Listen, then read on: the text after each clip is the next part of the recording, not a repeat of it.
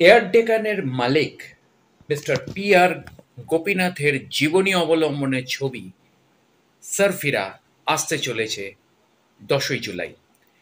এই সারফিরা ছবিটা এয়ার ডেকান আপনাদের মনে আছে কিনা জানি না, কারণ এয়ার ডেকান এমন একটা সংস্থা যা বর্তমানে বন্ধ হয়ে গেছে।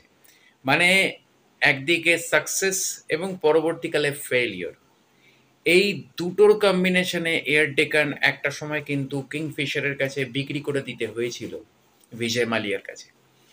কিন্তু এই এয়ার ডেকানের উত্থানটা ছিল খুব মারাত্মক।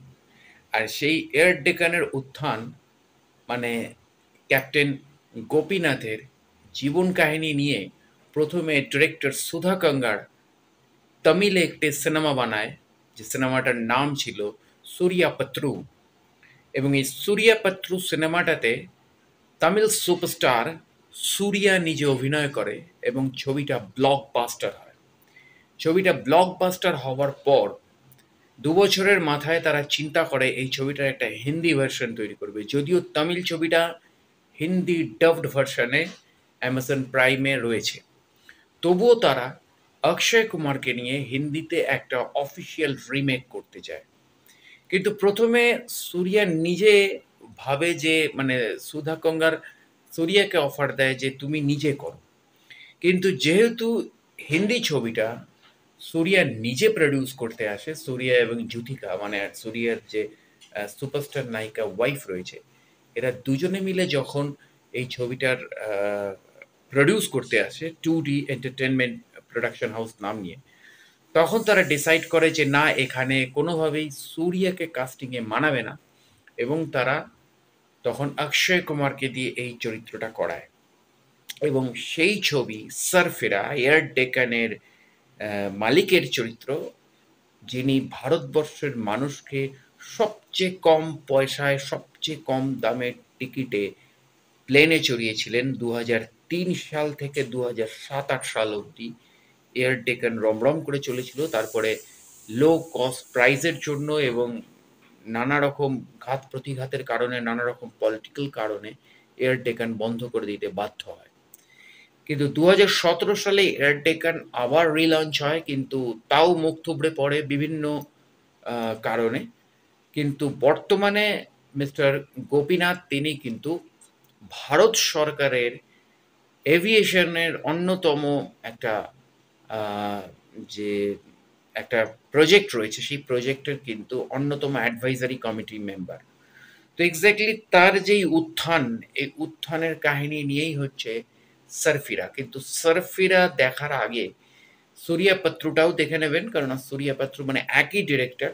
আর এখানে আমরা নতুন করে পাবো সূর্যা জ্যোতিকা দুজনে প্রডিউসার এই ছবির সারফিরার, এবং তার পাশাপাশি অক্ষয় কুমারের প্রোডাকশন সংস্থা the Cape of Good Films, তারাও এই ছবির অন্যতম প্রডিউসার।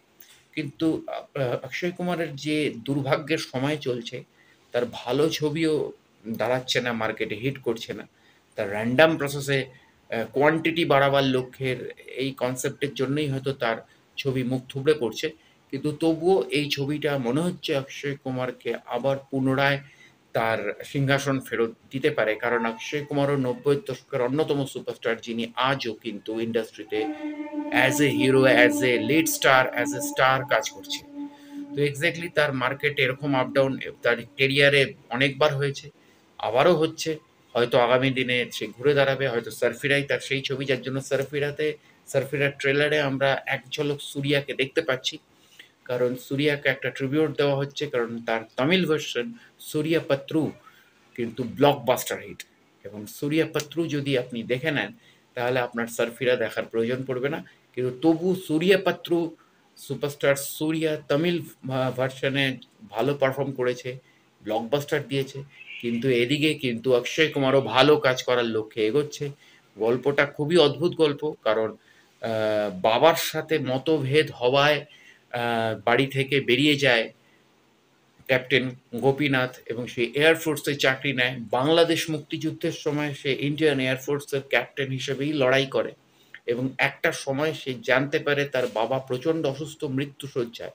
বাবার সাথে দেখা করার জন্য তিনি ছুটে আসতে থাকেন গ্রামের বাড়িতে, কিন্তু দূরত্ব একটা ফ্যাক্টর করে, সেই কারণে তার বাবার সাথে দেখা হয় না। তার পকেটে এত টাকা ছিল না যে তিনি ফ্লাইটের টিকিট খরচা করে তিনি আসতে পারেন। তো সেদিনকে তিনি জেদ নেন যে কম পয়সায় তিনি সাধারণ মানুষকে ফ্লাইটে চড়াবেন। আর সেই জেদের উত্থান। আর এখানে পরেশ রাওয়ালের চরিত্রটা হচ্ছে তৎকালীন জেট এয়ারওয়েজের সিওর চরিত্র, যিনি এখানে অন্যতম ভিলেনের ক্যারেক্টারে আমরা দেখতে পাবো, এবং সূর্যা পাত্রতেও পরেশ রাওয়াল এই চরিত্রটা করেছেন, এবং সারফিরাতেও পরেশ রাওয়াল এই চরিত্রটাই করছেন। তো এক্স্যাক্টলি খুব ইন্টারেস্টিং প্রজেক্ট সারফিরা। সারফিরার জন্য শুভকামনা রইল, অক্ষয় কুমারের জন্য শুভকামনা রইল, এবং অবশ্যই সারফিরার সমস্ত আপডেটসের দিকেও নজর থাকবে, কারণ এটা একটা হিট তামিল ব্লকবাস্টারের অফিসিয়াল রিমেক এবং সূর্যার ছবির রিমেক।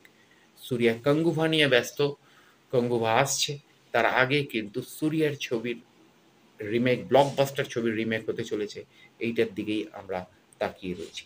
তো দেখা হচ্ছে পরের ভিডিওতে। অবশ্যই আমার চ্যানেল সাবস্ক্রাইব করে বেল আইকনের অল নোটিফিকেশনটি অন করে চলে থাকুন। নমস্কার।